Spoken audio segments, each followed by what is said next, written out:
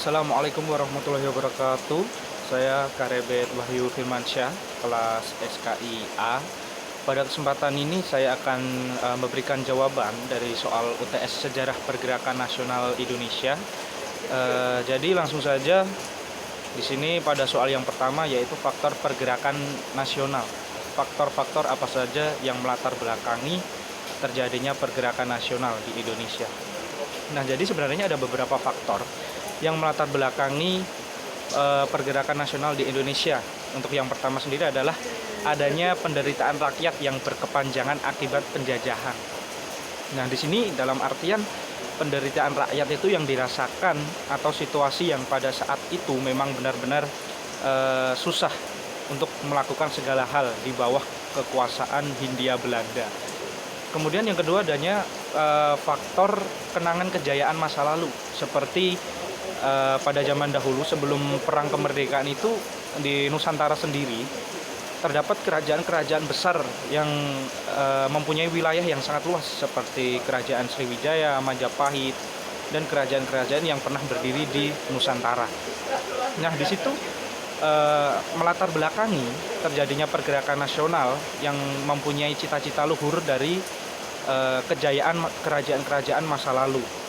Kemudian faktor yang ketiga adalah lahirnya kaum-kaum intelektual atau kaum-kaum yang terpelajar yang kemudian menjadi pemimpin pergerakan dari atas dasar penderitaan masyarakat Indonesia pada masa itu.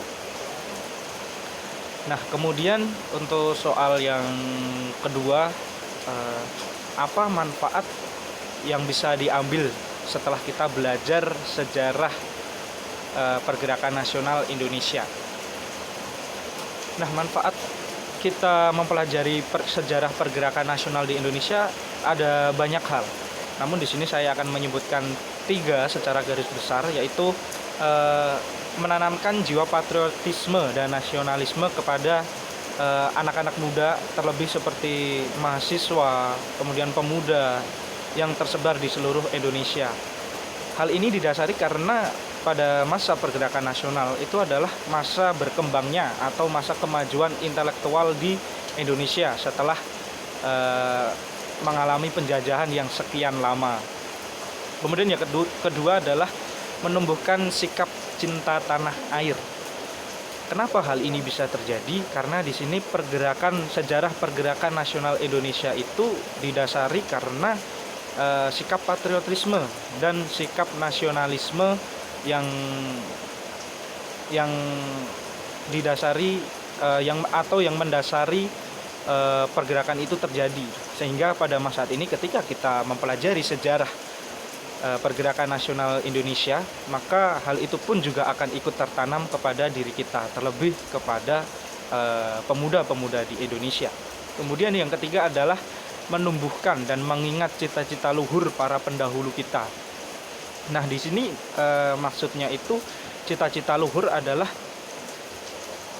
cita-cita yang menjadikan sejarah pergerakan nasional Indonesia itu tercipta. Kalau suatu pergerakan tidak ada tujuan atau tidak ada cita-cita, maka tidak akan mencapai keberhasilan. Hal itu pun sejalan dengan pergerakan nasional Indonesia yang didasari atas ingin lebih jauh soal ingin menghilangkan masa-masa di mana kita adalah minim ilmu. Ya, di sini pergerakan nasional Indonesia adalah suatu gerakan perubahan yang menciptakan Indonesia untuk lebih maju. Kemudian yang ketiga adalah politik kolonial. Soal yang ketiga adalah politik kolonial. Jadi politik kolonial adalah politik etis, bisa juga disebut dengan politik etis. Nah, apakah itu politik etis?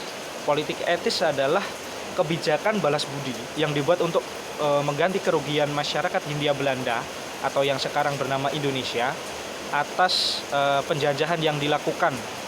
Nah, jadi secara garis besar politik etis ini memiliki tujuan untuk meningkatkan kesejahteraan rakyat Hindia Belanda pada saat itu. Di sini juga timbul contoh-contoh dari politik etis ini, seperti mencerdaskan masyarakat Hindia Belanda.